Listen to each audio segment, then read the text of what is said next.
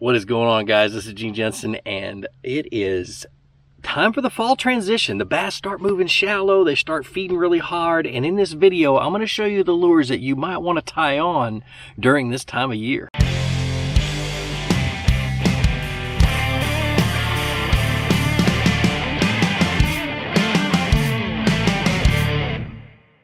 All right, so to start with, let's talk about the fall transition. What exactly is it? The water temperatures are starting to cool down. I mean, the night temps are really chilly. What I mark as the beginning of the fall transition is basically I wake up in the morning and I want to put a hoodie on. And that lets me know that the bass are starting to move shallow. The bait fish are starting to push shallow. And what happens during the fall transition, those bass push up into those pockets and they corral the fish into pockets and into the inside corner of points, and they start moving them around and they start pushing them into these areas where they can ambush them. And as the fall progresses, the bait fish move further back in the creeks and the long arms and the pockets. And in your northern lakes that are natural, the bait fish start moving shallower and shallower and shallower out on the main lake. And so what I want to talk about is I want to talk about the different tackle, the lures that I actually tie on, and I find myself year after year after year tying on because they're my confidence baits. And then there's going to be a few that are just the ones that I want to work on this year and ones that you might want to work on as well. So let's get started. All right, so the first one that I always tend to fish this time of the year and towards the middle of the fall is a lipless crankbait. It's just one of those things that it just always works. If I'm in a school, if I find a big group of them, which in the fall they tend to really group up tight, a lipless really works. And there's only two colors that I throw this time of the year. You know, in the early spring I throw crawfish colors, you know, reds and oranges and things like that. But this time of the year it's black and blue, or black and chrome. So chrome with a black back, or chrome with a blue back. You know, this is a Strike King Red Eye Shad. This is your tried and true Bill Lewis rattle trap, the original, which is you know, I throw them both equally. It's just great. Well, and while I'm thinking about it, all of this tackle, all of the rods and stuff that I talk about, they're all going to be listed down in the description, basically to give you guys a list of the actions and powers to use with each bait, which is pretty cool. But with the Squarebill, I'm going to throw it on a medium heavy moderate action rod. I'm going to have about 15-pound test fluorocarbon on it, maybe some braid if I'm ripping it through grass, but I tend to use 15 fluorocarbon most of the time. 8:1 gear ratio reel or a 7:3 gear ratio reel. Either one of those will work just fine. And you're going to fish it really erratic. You're going to jerk it. You're going to rip it out of the grass. You get it buried in the grass and then rip it out really hard, and the fish will hit it. You know, start, stop, retrieve, and that kind of stuff. And I'll leave a link to the one of the videos that I made about it up there.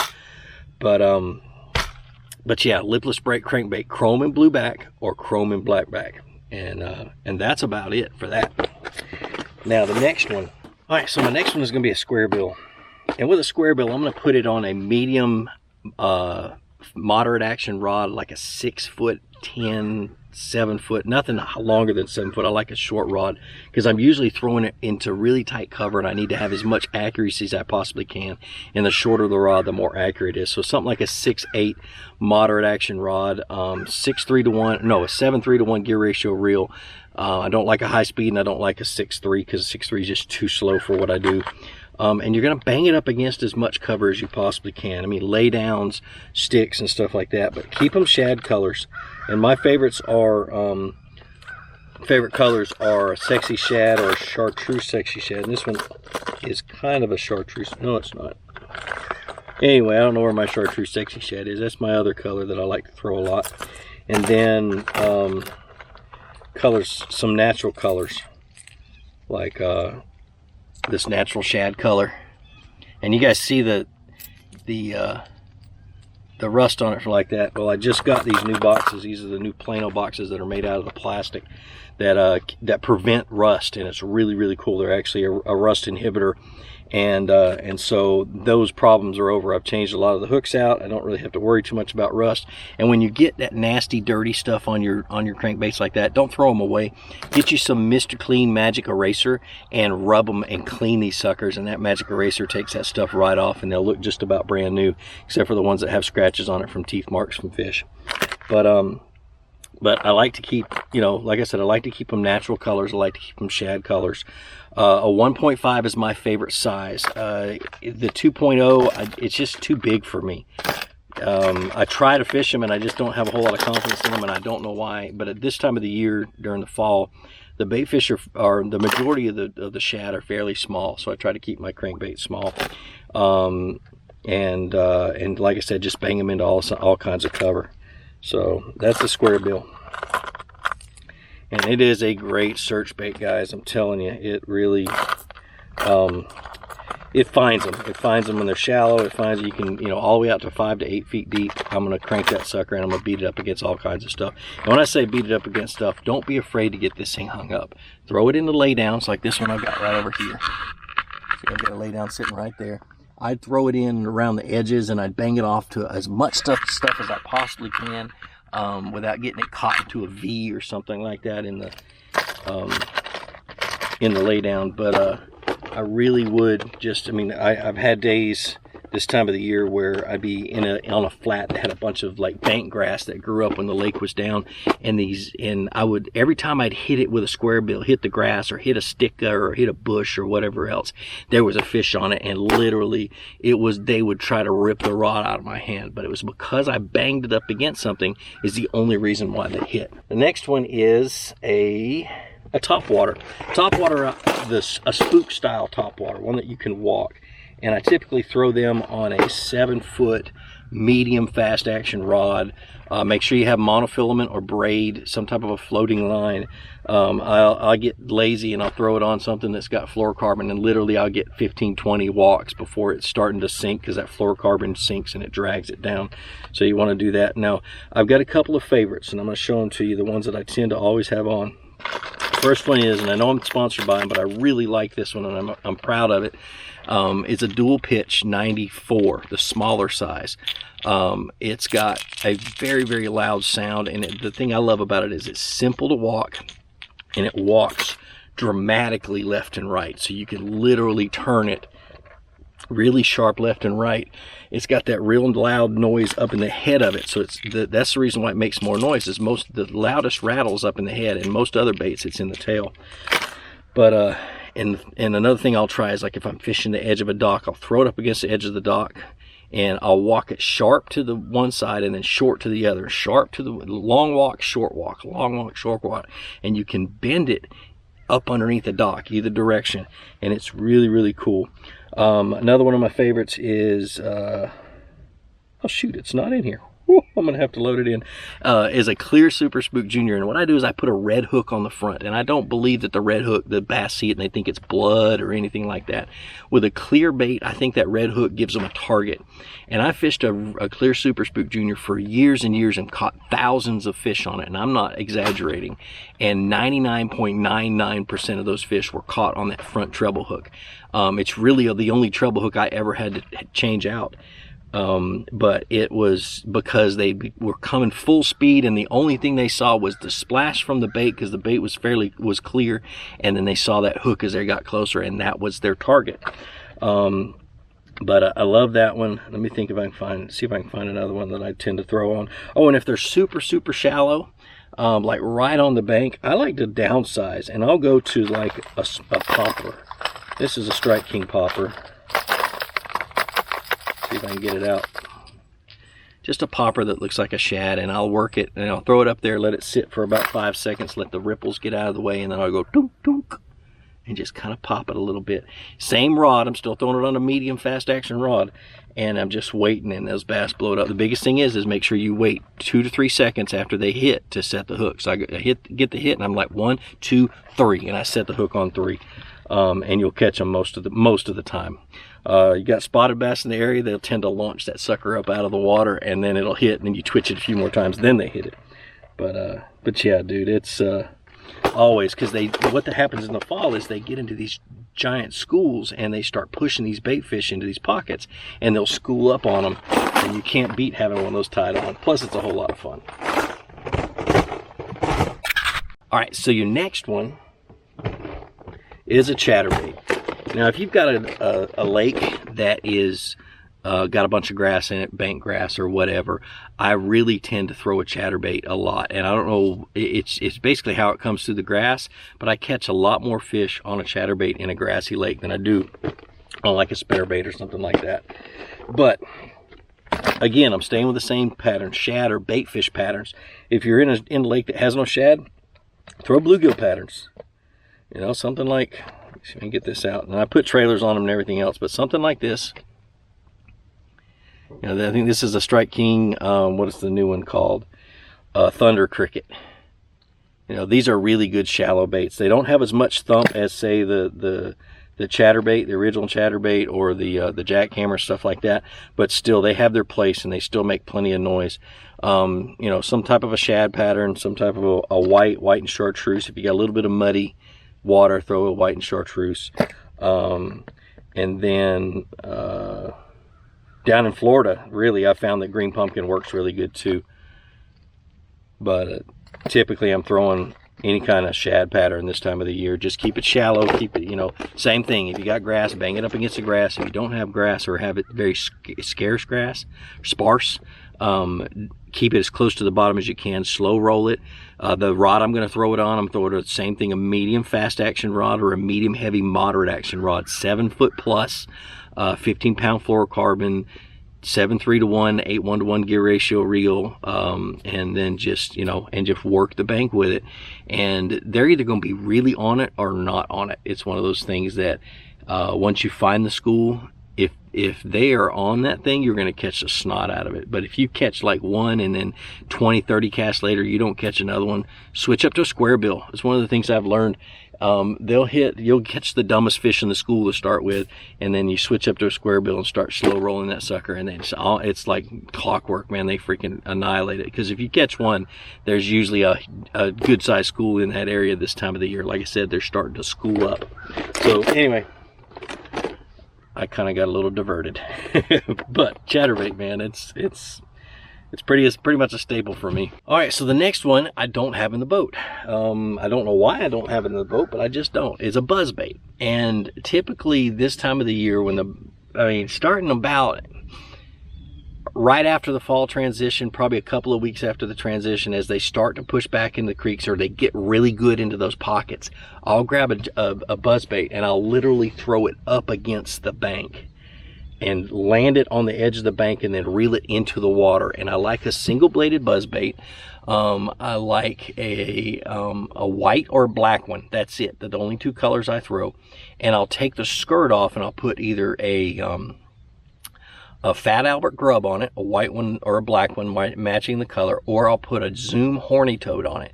And I'm going to put a link to the description, or I'll put a link right up here for the video about how, and it's 2 videos, how to fish a buzzbait, and it was done exactly in the fall transition, and it's a great video. It's a little bit older one, but it's one of those things that covers everything. But a single-bladed buzzbait, and then I'll also have a double-bladed if they are slightly, or they're missing that single-bladed buzzbait. If they're just swinging at it and I'll miss like 3 or 4 fish in a row, I'll grab a double-bladed buzzbait and start throwing it, and it tends to get more bites when they're missing the single blade. I don't know why, but it's just what it is. But a medium fast action rod, or you can even throw it on a medium heavy fast action rod depending on the size of the buzzbait. But like I said, I'm working as shallow as I can. I'm throwing it up on the bank, and I'm reeling it into the water. If you can't throw it up around the bank, of course, just throw it as close as you can to the bank. Start reeling immediately, and keep it as slow as you can, but still keeping the blades kicking on the surface. But go watch that video. It's worth it. It's definitely worth it. So let's get to the next one. So the next one is probably my favorite, but I fish like along the Tennessee River and a lot of lakes up in north, up in Minnesota. The grass will mat out in the fall, or in Minnesota it'll all get pushed into pockets as it breaks free. It gets pushed into pockets and creates mats. But a frog, matter of fact, I got my favorite color sitting right up here. But yeah, a freaking frog is incredible. I mean, you got popping frogs, you got regular mat frogs. I found that the frogs that have pointy heads are better for mats than the popping frogs, because the lip of the popping frog gets caught in the grass or on the mat. But anyway, so that's one of my favorite colors, green and yellow. But or yellow and brown or something like that. But those are I love it. And I throw them on a heavy, I throw it on a 6'5", but 13 just discontinued that 6'5", but the shortest heavy action rod that you can find, 65-pound braid, 8:1 gear ratio reel, and they wreck it, dude. When they're under those mats, they absolutely wreck it. And I'll give you a little tip. If you're fishing a frog, I'll go ahead and put this one in here too. If you're fishing a frog and you're fishing these mats and you get a blow up and you miss that fish, don't throw back in with that frog. Have a Texas Rig creature bait, something like this, and I always have this one on something like this on the deck of the boat anyway. But a Texas Rig creature bait, ready to flip into that hole. You already located the fish. I mean, you know exactly where that fish is. He's right there where he just blew up.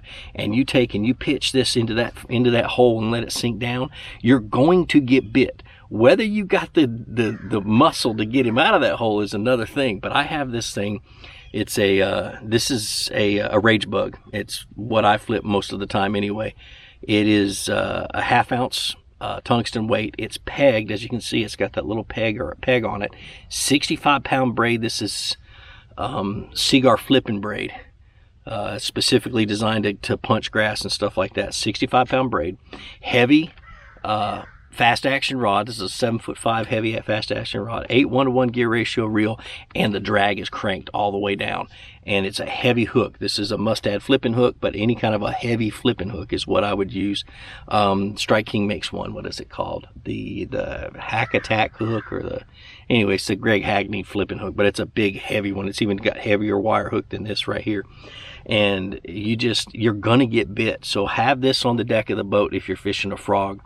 If you're fishing a buzzbait, have a Cinco or a trick worm or something you can throw behind. You know, when you miss on a buzzbait, your fish misses it, reel it in and throw that Cinco right in that same spot, and you're going to get bit. So, a little tip about topwater, and I guarantee you can catch more fish. Matter of fact, back when I was fishing night tournaments years and years and years ago, one of the things that me and my tournament partner did a couple of weeks in a row is they were not on buzzbaits, but they were swinging at buzzbaits. So he would run a buzzbait from the front of the boat, and we would burn the banks, and he would get blown up on and missed. But I was sitting in the back of the boat on the ready with a weightless trick worm in my hand. This was before Cincos came out.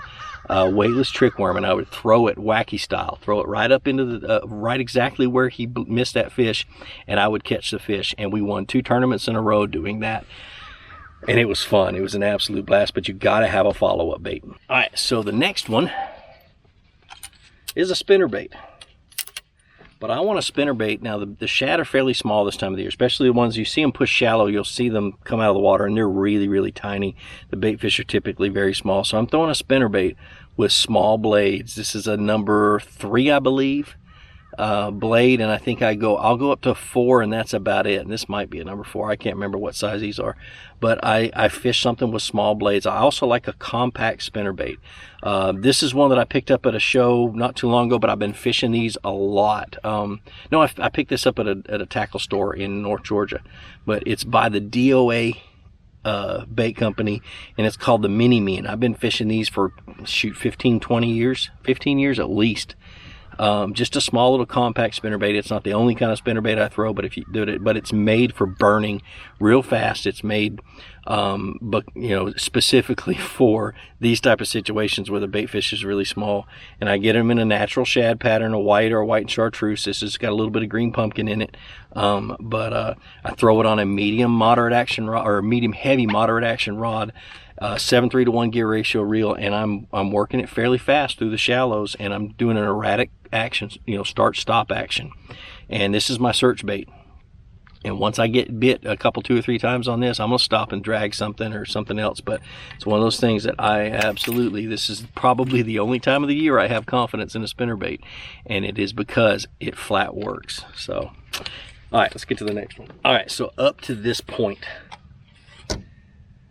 I've talked about nothing but moving baits pretty much. And it's one of those things where once you get into a school, they're gonna, as you're catching them on these moving baits, they're gonna change moods. They're either gonna, you're gonna turn them on for a little while, but once they start to turn off and your bite starts to die down, typically they've gone down to the bottom or they've moved into thicker cover or something like that. But I like to throw a jig.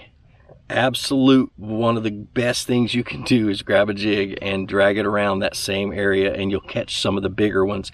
For some reason, a jig always catches bigger fish, and I don't know why. But I downsized my jig this time of the year. It's not a full-size jig. It's a smaller jig and a lighter wire hook and a smaller trailer and everything else. This is actually a 3/8 ounce Strike King baby structure jig, I think it is called, or a mini structure jig. Anyway, I'll get you a little bit closer look at that one. It's an Arky style head, kind of. It skips really easy. You can get it up into thicker cover. It drags really good. You can see, if I hold it right and hold it real close to the camera, you guys might be able to see the teeth marks on it. It's got scratches on it from bass biting it and stuff like that. But you'll notice that the hook is a lighter wire hook. I've somehow bent up the weed guard, but that really doesn't make a difference. And then the trailer is pretty critical. Up until this time of the year, I'm fishing a trailer that has a lot of chop in the summertime and stuff like that. I want one that has a lot of action. Well, as the fall progresses, I go to something that has less of an action. This is a Zoom Super Chunk Junior. I've dipped the tails of them in Chartreuse JJ's Magic, and I may also do it in orange sometimes if there's grass in the area. But and I just use natural colors. A green pumpkin, a brown, or a black is usually the 3 different colors I'll try.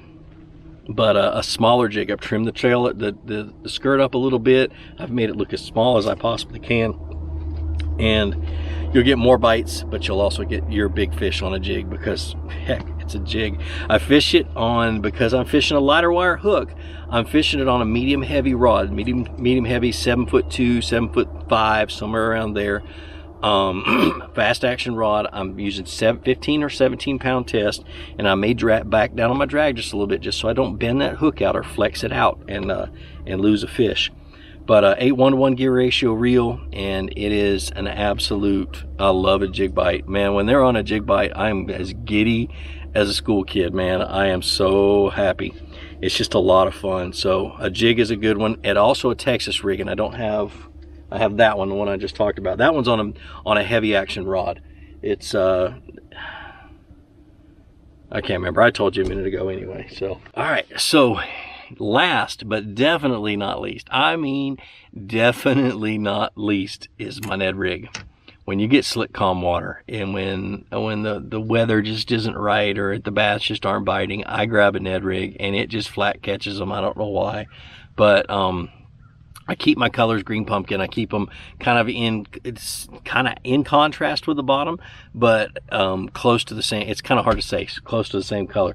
But you got a brown bottom. I'm going to throw green pumpkin with a little bit of flash. If it's a sunny day like today's going to be, I've got a little bit of flash in it. If it's a cloudy day, I don't worry about whether it's got flash or not. But the 1/10 size is my favorite, or 1/16, 1/8, or around the sizes that I throw. But I don't know what it is. This bait just flat catches them. This is the Z-Man TRD. There's a bunch of companies that are coming out with new Ned Rig stuff and Ned Rig baits. So just give them all a try is what I say. I fish it on a medium light to a medium action spinning rod. I like a good quality reel. This reel has is the 13 Fishing Prototype X, but just about any reel $70 and up is what I consider a good quality spinning reel, at least especially for this, because you just need good quality drag. You don't want that drag to catch, because I'm fishing 6 pound, maybe 8 pound test line, maybe even 4 sometimes. I use 20 pound test mainline braid. This is that new the new high vis braid from Seagar. Like I said, I'll leave all the links down in the description.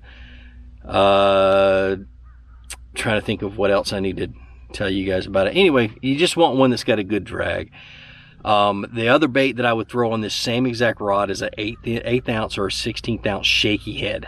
And I'll switch between the two, and I use a shaky head with a little bit longer hook, and I'll use like a trick worm or maybe downsize to a finesse worm, but just a bigger bait. And I work the flats and work the area that I found the fish and stuff like that. I don't use this as a search bait. I use this as a cleanup bait, or I use this as a bait that when the fishing is tough, but I know the fish are there, maybe I got bumped or something like that and they just didn't pick it up, I'll grab this and throw it in there and catch those fish. So absolutely important to have some type of finesse setup ready to go. But the biggest thing to take out of this video is this time of the year they love moving baits. They love those search baits. You can catch the snot out of them with it, but another thing is once you catch them in that area on those search baits, slow down with a jig or a finesse worm or something like that, maybe even a Texas rig worm, but slow down and catch the ones that aren't as active. Or if your bite slows down, maybe that school of fish has settled down to the bottom, grab something that you can drag on the bottom and drag it around, and you'll catch a few more fish. The fall transition is a great time of the year to load the boat full of good quality fish, and it's a fun time of year to fish. If you guys are just deer hunting, I don't know what you're thinking. I'm a huge deer hunter, but this time of the year it's hard to pull me away from these lakes because these big fish are moving up to feed, and you can go and catch 50, 60, 70 fish in a day if you land on the right spot. So the fall transition is perfect. Well, if you like this video, be sure you subscribe to my channel, hit the little bell button so you can get notifications. But like I always say, be sure to introduce somebody to fishing, introduce them to my channel, let me help you teach them how to fish. More importantly, get out on the water, go ahead and catch some fish, and have a great day. We'll see you.